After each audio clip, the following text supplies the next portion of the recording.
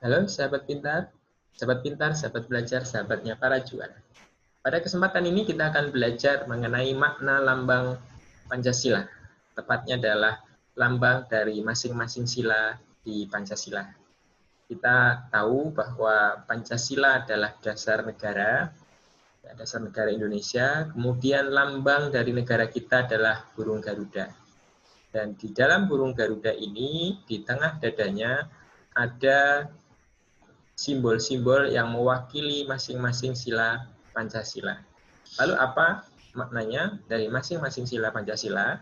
Ya, sebelum ke situ, nanti untuk mengenal sekaligus mengingat-ingat bahwa gambar sila satu itu yang mana, sila dua yang mana. Nah, pertama adalah kita mulai dari tengah. Jadi sila satu itu yang di tengah, yang digambarkan atau dilambangkan bintang ya, warna kuning emas dengan background berwarna hitam. Terus yang kedua, kita turun ke kanan ini, turun ke kanan, yang dilambangkan untuk sila kedua adalah rantai. Ketiga naik ke atas, yaitu Persatuan Indonesia, lambangnya adalah pohon beringin. Kemudian yang keempat, ya, kepala banteng. Sila yang kelima, keadilan sosial bagi seluruh rakyat Indonesia, diperlambangkan dengan padi dan kapas. Jadi muter tengah ke kanan bawah, terus naik ke atas muter. Ya. Oke, langsung kita lanjut untuk memahami arti dari masing-masing lambang di sila-sila Pancasila. Sila yang pertama adalah ketuhanan yang Maha Esa. Ya. Warna bintang adalah emas ya. Bintang emas ini memberi makna atau memiliki arti cahaya rohani setiap manusia. Ya. Dalam hal ini adalah manusia Indonesia pada khususnya. Kemudian latar belakang di sini berwarna hitam, memberikan makna bahwa di balik cahaya rohani ini ada kekuatan besar, yaitu Tuhan yang Maha Esa, sumber dari segala sesuatu. Karena warna hitam ini sebagai warna alam semesta. Ya, kita tahu ketika tidak ada matahari, tidak ada sinar matahari, semuanya gelap, hitam begitu. Maka keterpaduan cahaya rohani ini dibarengi dengan keyakinan akan adanya yang maha segalanya, yaitu Tuhan yang Maha Esa, sebagai sumber segala sesuatu. Kemudian kalau kita lihat lagi, bintang emas ini memiliki ujung yang jumlahnya 5. Kala itu bisa dimaknai sebagai jumlah agama. Ya, jadi cahaya rohani setiap manusia ini, pengakuan terhadap Tuhan yang Maha Esa ini diterjemahkan salah satunya dalam oleh pemeluk agama menjalankan setiap perintah agamanya masing-masing begitu. Oke, ya itu dulu 5, kemudian berkembang menjadi 6 di masa pemerintahan Gus Dur, ya, Presiden Gus Dur. Jadi 6 ditambah 1 yaitu agama Konghucu. Sila yang berikutnya ada sila kedua. Sila kedua adalah kemanusiaan yang adil dan beradab, dilambangkan dengan rantai. Dengan masing-masing kalau kita cermati, mata rantainya bentuknya berbeda-beda. Ada yang berbentuk persegi, ada yang berbentuk lingkaran. Mata rantai berbentuk persegi ini sebagai simbol dari laki-laki, ya, sebagai simbol dari laki-laki. Kemudian mata rantai yang berbentuk lingkaran ini sebagai simbol dari perempuan, ya, atau wanita begitu. Oke, kenapa demikian? Kemanusiaan yang adil dan beradab, keadilan kemanusiaan itu tidak boleh ya, berlandaskan jenis kelamin. Maka antara laki-laki dan perempuan ini haruslah seimbang, haruslah sederajat kaitannya dengan kemanusiaan dan keadilan. Selain itu juga memberikan perlambang atau memberikan makna, ada hubungan yang baik, ada hubungan yang saling membantu antara laki-laki dan perempuan. Ada kerjasama dalam rangka ya, menuju tujuan Indonesia, yaitu nanti sampai ke sila ke-5.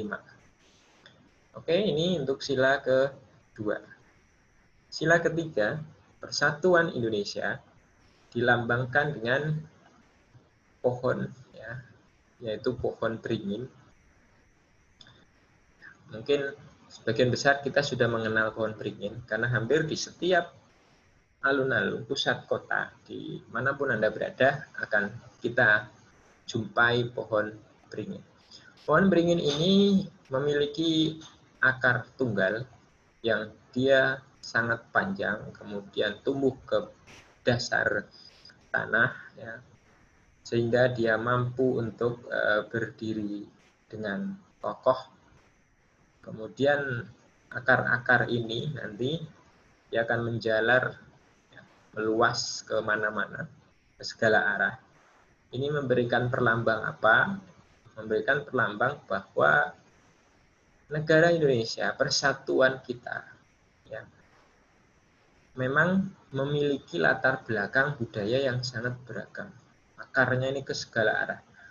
Jadi berbeda-beda budayanya. Tetapi perbedaan ini justru disatukan agar apa? Agar pohon ini, bangsa Indonesia ini, ya kokoh berdiri kuat. Ya. Sehingga ya kita pernah tentu berteduh di bawah pohon beringin ketika siang hari misal terasa sejuk gitu. Ini juga memberikan perlambang ketika persatuan ini bisa kita tegakkan, bisa kita wujudkan, maka kedamaian, kemudian ketentraman ini bisa terwujud juga di Indonesia. Sehingga masing-masing sila ini, ya ingat bahwa sila satu dengan sila lain ini memiliki hubungan, ya.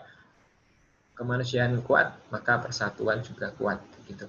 Oke, ini arti sila ketiga dari pohon beringin, ya, yang menggambarkan persatuan ini harus terwujud, ya, meskipun Indonesia terdiri dari berbagai macam latar belakang budaya yang sangat beragam.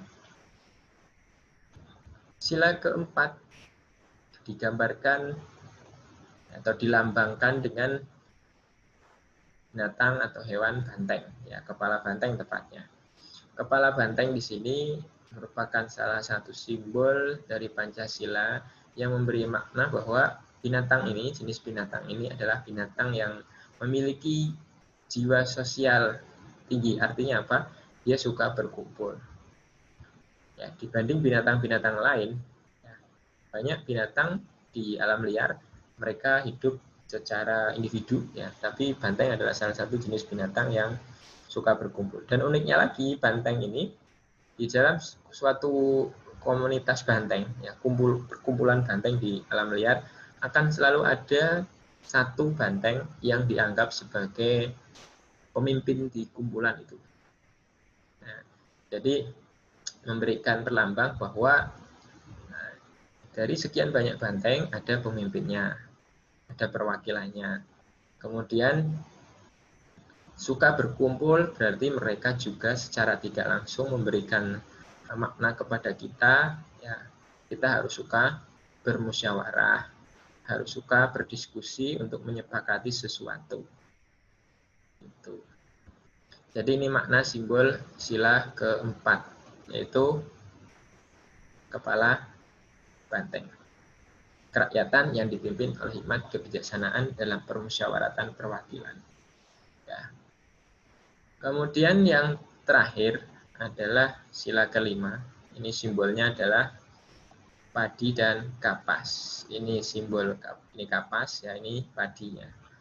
Dilambangkan padi dan kapas. Sila kelima, keadilan sosial bagi seluruh rakyat Indonesia. Kenapa padi dan kapas? Karena ini merupakan kebutuhan mendasar dari manusia. Mungkin kita sering mendengar istilah sandang, pangan, dan papan. Kenapa tidak ada papan di sini atau tempat tinggal? Ya, karena dari tiga yang mendasar ini, dualah yang tidak bisa ditinggalkan. Ya, kita harus makan, kita harus memiliki kebutuhan sandang, begitu.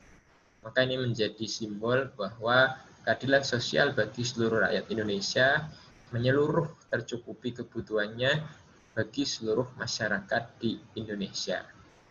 Oke, ini makna dari masing-masing sila di Pancasila.